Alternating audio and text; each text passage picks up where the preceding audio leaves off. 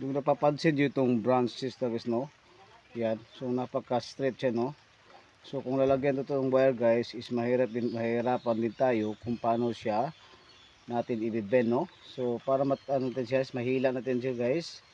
Kung saan tayo, saan natin siya hilain, doon tayo.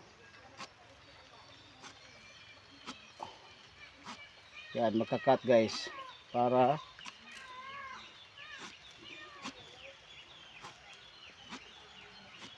yan. Second steps guys is lagyan natin siya ng wire. Yan. Hilahin siya natin ng dandahan guys.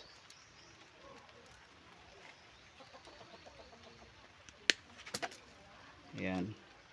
Tingnan nyo guys, no? Yan. Yan. So hindi na siya straight, no?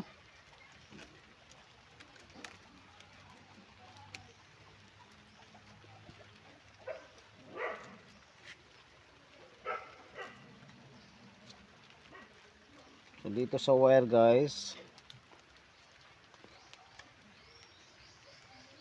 dito tayo dadahan maghila na ng ayan kung saan tayo nakakat. Yan. Yan.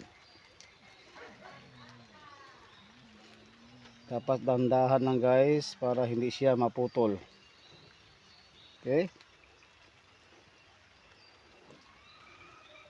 So pagkatapos nyo siyang guys, hilain, lagyan natin siya ng tape.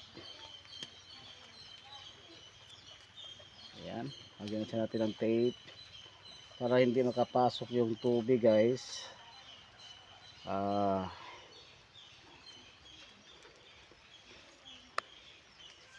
Kasi pag makapasok yung tubig guys, yun ang umpisa ng kanyang pagkasira.